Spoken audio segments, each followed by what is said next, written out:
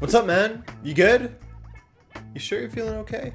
What's up? My name is Adrian and welcome to RTV Daily Gold Cup, Copa America, Women's World Cup, and it's all brought to you thanks to OneFootball, our sponsors for this video. OneFootball makes keeping up with all the latest news this summer and all of the transfer rumors, they rate the rumors, easy with the best app in the game. Customize your newsfeed, check live scores, and watch highlights and videos all in one place. Check out the link in the description for a free download on iOS or Android. Women's World Cup. Sweden versus Netherlands, and it was an extremely balanced first half with an extremely cagey start to it, which is what we all expected, really. Sweden always play, with their deep-lying midfielders sitting just above the back four, so whenever they were defending, they made it near impossible for the Dutch to pass their way through the middle. Not only did they defend well, but Sweden also looked a threat from set pieces, with Sweden coming very close to getting an opening goal just a few minutes before the half. For the Netherlands, their passing and movement just wasn't dynamic enough, and at times when the Swedish defense looked like they were at the mercy of their attack, Miedma or someone else would try to force a shot that wouldn't make it through or something like that. Or they would try to force passes that were relatively easy for the Swedes to cut out. It just wasn't a great display from them in the final third, at least in the early stages of this match, and for much of the second half. So the half came and went, and the most notable thing that happened was Lieke Martens getting subbed off, likely due to an injury. She didn't seem to be herself out there, so it looked like she was carrying something.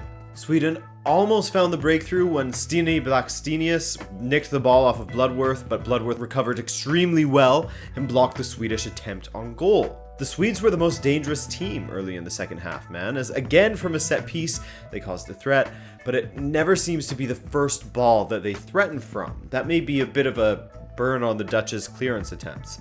But after the ball bounced around, it came out to Nilla Fischer, and her low drive was just barely touched onto the post by Sari van Veenendaal. She was the best player for the Dutch, probably, with her second solid save of the match. But in the 63rd minute, yes, from a set piece, Hedvig Lindahl had her time to shine as she touched Miedma's header off of the crossbar. Unbelievable chance, and a great block on the rebound as well. Just a few moments after that, I thought that Sweden should have had a penalty when the defender, I think it was Van der Gracht, failed to get any of the ball. It seemed like a penalty to me, but the referee didn't even get the call to go and review it, so... But we move on, as the Dutch moved on through the second half and really began imposing themselves and providing much of the danger and attacking intent. Van de Sanden came on, and her pace was killer to what was no doubt a very tired Swedish back line. Van de Sanden's pace and energy and fight really elevated the Dutch. Late on in the 87th minute, once the Swedes were taking their turn to be the dangerous team, Magdalena Eriksson ripped a free kick towards goal that had plenty of pace and placement, but just lofted over the bar. You could smell the extra time, and extra time was served up. You know what else was finally served up? A goal. A goal for the Netherlands came in the 99th minute when Jackie Groenen latched onto a ball that was half passed by Miedma and half by Sembrant, and she lashed it into the bottom corner. 1-0 Netherlands, and they looked good for their lead. In the 18th minute, Van Lunteren pulled off the cleanest of challenges when Jakobsen was in relatively clear. Aslani ended up going off in a worrying fashion as she was stretchered off the pitch. Looked like maybe she tweaked her neck, so they wanted to be extra cautious, or maybe she twisted her knee. Hard to say, but it's not a nice way to end your World Cup. But anyways, the Dutch backline was incredible. Bloodworth and Van der Gracht in particular were lighting it up and making things difficult for Sweden, and I think the Netherlands are ultimately the more deserving of the two teams to go through. So, 1-0 Netherlands. The Women's World Cup final will be between the European champions Netherlands versus the defending World Cup champions, the United States of America. And of course, third place will be between England and Sweden. Okay, Copa America now. Chile versus Peru. Clásico del Pacífico was a little bit dull at times in this one. After putting up an absolutely limp display against Uruguay, in which Peru didn't actually show up until the shootout, they also didn't show up against Brazil either.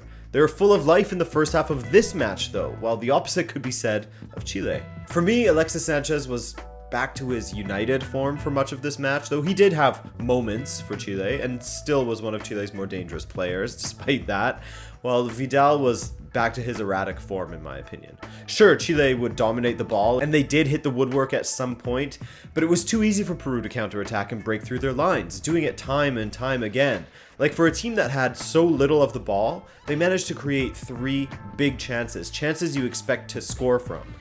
Chile, they had 3 as well, twice the shots of Peru, and still lost. Still didn't even get a single goal. The first time Peru were successful in their attack was in the 21st minute when a ball was whipped into the box from the right flank, was flicked on by Andre Carrillo, and Edison Flores was lurking at the back post to smash it past Chile's keeper Arias. Definitely not how I envisioned this match going, man. Peru were on it early. This is a team that hadn't scored in their last 2 games. Chile got a hold of the game a little better following that, but still were impotent in front of goal, while Peru were getting the bounces and finishing their chances. And in the 39th minute, Carrillo was involved again with Peru's efforts going forwards, and again he assisted. So, Peru won a free kick in their own half and played a quick ball over the top for Carrillo to run onto as the Chileans were still sleeping or smoking up with Alex Morgan.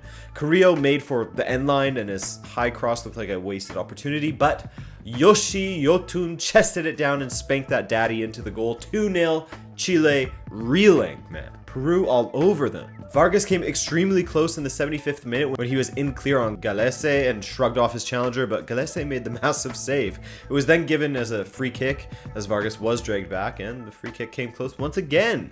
Honestly, Pedro Galese was incredible for Peru on the day, pulling off save after save, keeping Peru in the game whenever their defense would make a mistake, and their attack was always ready to spring the trap to threaten the Chileans. It was a great display from Peru, to be honest. A perfect counter-attacking match.